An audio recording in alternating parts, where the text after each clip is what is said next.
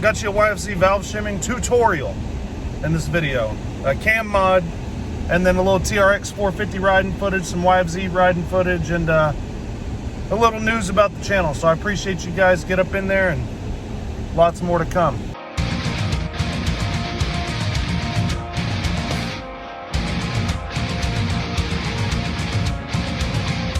So guys, first how-to video, here it goes. YFZ valve shimming. If you don't have shims, don't bother. Unless you just want to check your valve clearances, that's fine to find out if you need shims. Either way, we're going to show you how to do it. Blake's getting some tools out now. We've got this YFZ here. We've got the plastic off, guys. I've said it before. If I got to show you how to take the plastic off, stay up out of there. Get up out of there. Yeah, some of y'all get up in there. The other ones get up out of there. Abort mission. So this is where we're at now. We're gonna pull the spark plug, a couple oil lines. Get your oil line there, and there, and you got your spark plug cap that does not like coming out. Pull that out of the way. Trash. You got these two Earl lines. Pins Earl. See there? Pull them out the way.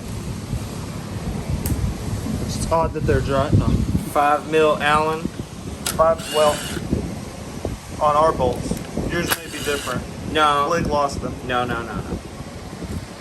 This bike didn't even come with bolts. Now, if you get in here and your valve cover's dirty and your engine's dirty, clean it before you pull it off. Just blow it. We're also going to do a little cam mod. Hit it with some compressed air.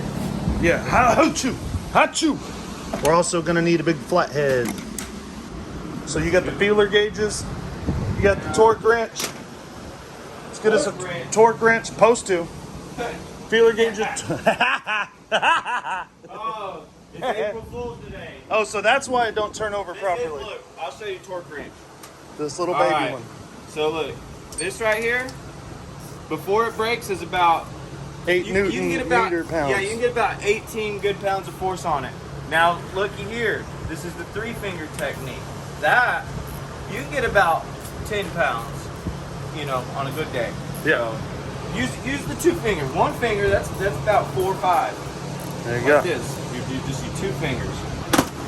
And honestly, the only torque wrenches we have don't go down that low. Yeah. So, here's daggum torque wrench. Yeah, they go down to about like 80 Newton pounds. So everything breaks. Everything breaks. Guys, we got our valve shims here. If you're gonna change anything to your valves, you're gonna need these.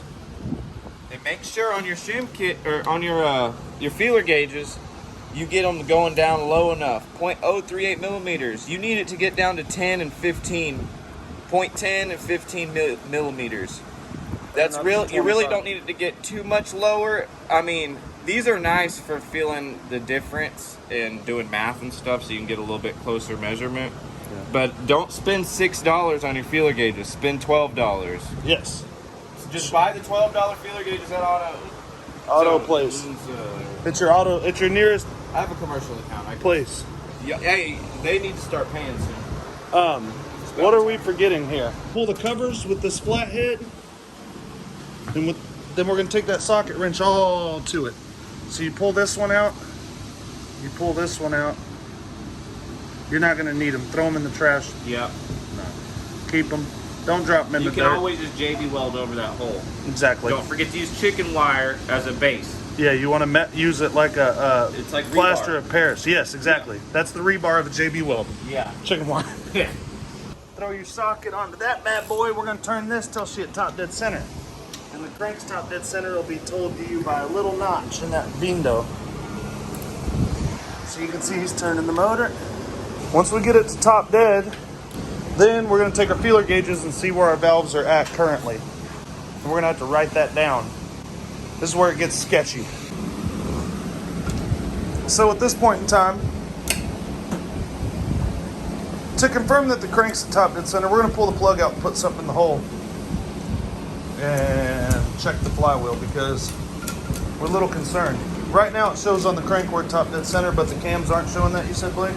Alright, so I'm thinking that maybe the last time we put it together we were 180 out. Yeah, so it should be, when we have it on top dead center, we should have a mark planning up here and here.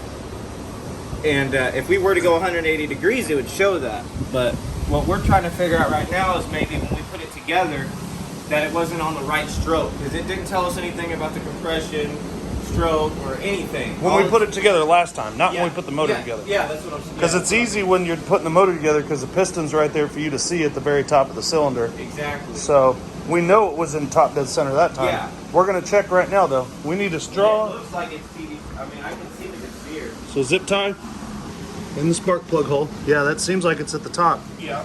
If you go either way and it goes down, then we know. So you're watching the height of that zip tie. Yeah. They're going down. Yeah. Down. That's going up. Still going up. Now it's going down. Yeah, you had it to top dead. So we need to turn these cams out 180 degrees, then check our valves. Well, guys, we're already jacked up. One more tool you're going to need is a tiny little bitty frat head. Oh, and hold to it. Overflow. So now we're taking a 10 to the chain tensioner. We're going to loosen it up. Loosen the tension on this timing chain right here. So that's going to give us slack in this so that we are able to pull these two towers, turn the cams over, close enough. Yeah. So guys, we got the cam mod done. Exhaust, a little One tooth over. up. And the still intake's regular. the same. Oh, like you said, maybe it just moves a little bit. I feel like that intake cam could be down, but that's why they're slacking that chain. Yeah, it'll go, if you go There, one more Mark. tooth, it'll be far below it. There she is. Whoa. But you ain't got the tensioner set. Oh, yeah. Whoa, whoa, dude. Yeah, dude. I thought I pulled that out. I guess it. You want me to set it so Yeah, we can go ahead recheck and take them? it out really quick. Okay. Shut. So release the tension on it. You got a 15 in your hand? Yeah. We got two So that are that's great. Loose.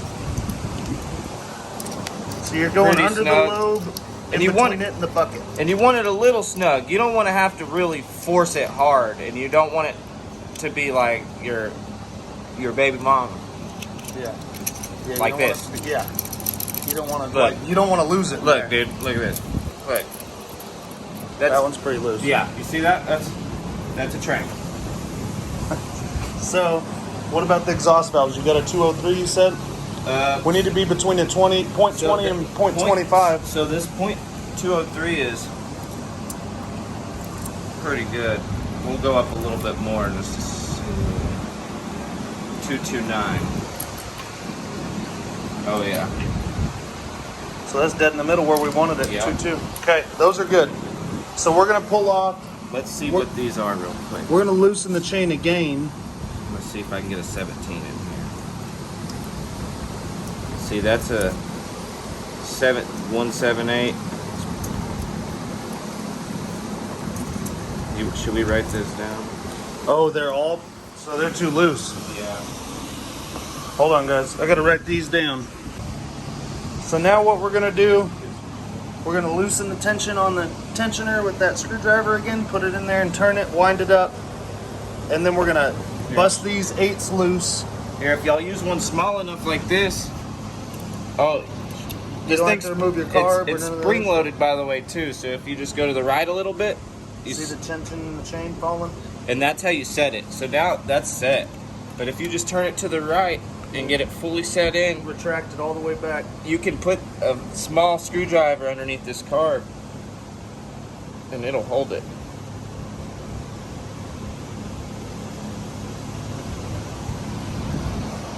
Okay, guys, so now the chain's loose.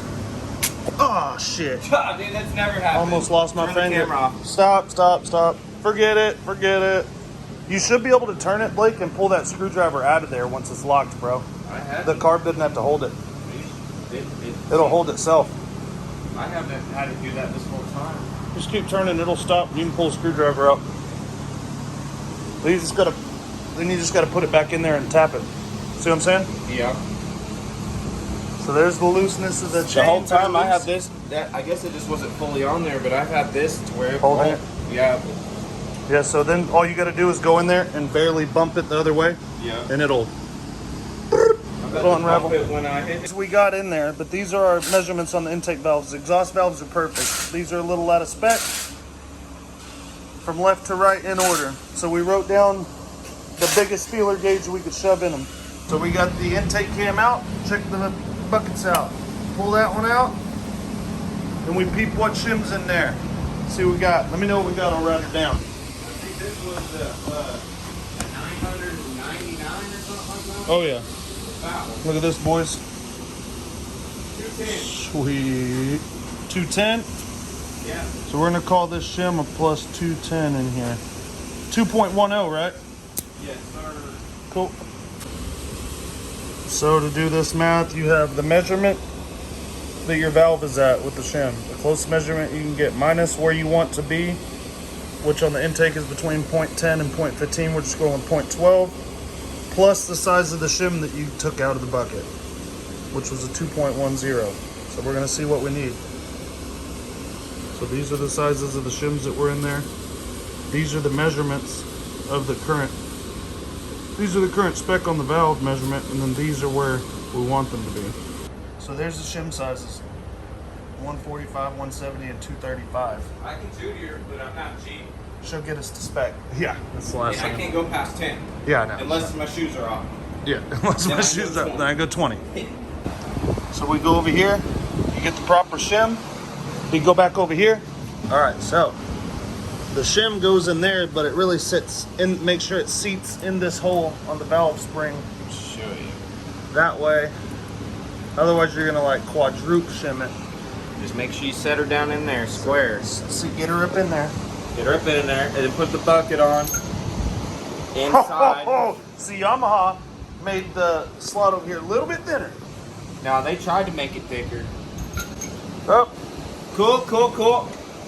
Permanente in the bottom of the engine. He know he's supposed to have a rag in there. No, Guys, when you're new and you're doing No. this, put a rag in there. No. Blake's got magnetic fingertips. He said get a fingertip. I thought he said get a finger. He said get a fingerprint. Here's what happens if y'all do a rag. If I put a rag in there, it's gonna fall beside it and go underneath it, and then it's gonna wedge the rag in there like this, and then when I pull it out, it's gonna do that.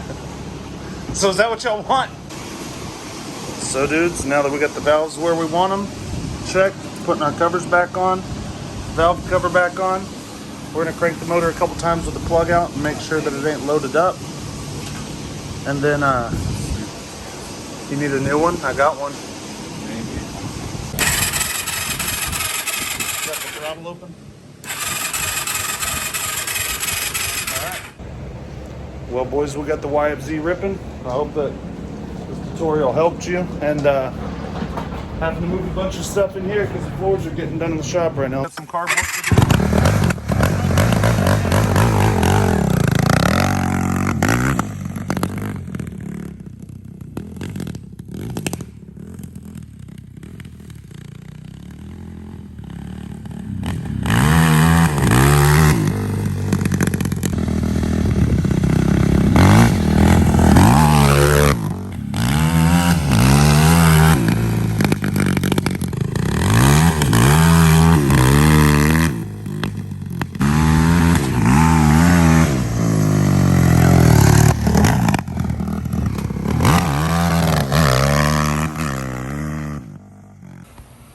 Well, dudes, let's talk about this YFZ. We got it. The motor is in boxes. It was all taken apart. We went with a +3 crank and a 500cc stroker build.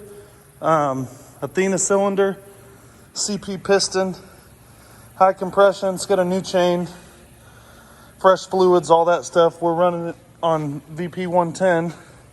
Issue I'm having right now, and all the backfiring y'all hearing from the big ass hole in the exhaust. So the plan is we got a couple products. We got a couple products, guys. We got a couple products we're gonna try out, a couple JB Weld products, and see if they really work. So they have a muffler wrap that's supposed to plug that hole. They have a couple different epoxies that should do it as well, and we've got all of them to try. So we're gonna make sure we get that done tomorrow, get rid of all that popping. The machine runs good. We're getting the carb dialed in still, but it fires up, runs and idles, and I know that that exhaust is giving it a lot of hell. So shop should be done by Saturday, boys. Friday or Saturday. They just did the floor. The electric's all put in here tomorrow and out here. Tomorrow we're trenching to the pole. Look at this fucking dog over here. Okay, then we'll see about that. So I know, sorry, I just went and rode it, boys. I know some of you guys are looking forward to the Raptor and the Can-Am 650, and we got that coming up this week. If not Saturday, it's going to be this weekend most likely. So I got a lot of manual labor to do this week. Also, my buddy John dropped off this TRX 450, so I got you a little riding footage of it too. Appreciate you, boys. Be sure and get up in there. Lots more to come. My buddy John just dropped off TRX 450. Runs and rides. We're gonna do the seat real quick and get it washed up and listed. So y'all, went ahead and peeled the old seat cover off. I padded this with some quilt batting, covered it with tape on both sides. Now I'm gonna staple this quilt batting on and we're gonna put the cover on, boys. So you end up with that, guys, and then it's time to throw the cover on that's heating up in the dryer. I just gotta trim the back. It's shot. I got it. Shit. On deck, boys. Blue, red, black, friggin' whatever color. I'm gonna say it's an 07 TRX 450. I covered the seat. It's not perfect. It was a little rougher. I'm gonna wash it, degrease it, ride it. How's that sound? TRX 450, dudes.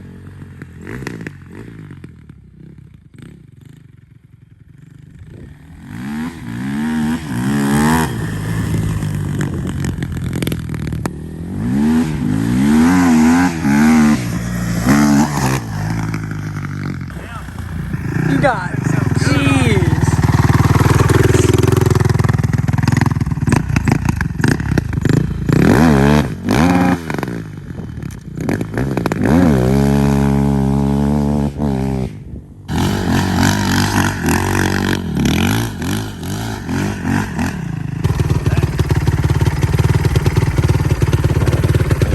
Good, huh? Right? So y'all be sure and like and subscribe. Friday, this bad boy should be opening up, and lots of builds to come, you guys. Be sure and share to your friends, share to your family, share to your people, and let us know what you want to see. Let us know what you want to see. We've got some stuff in mind that we want to build, but we want to know what y'all want to see. So let us know. We appreciate it, dudes. Every one of you. Almost 15,000 subscribers. Should have them by the weekend. Get up in there, dudes. Appreciate it.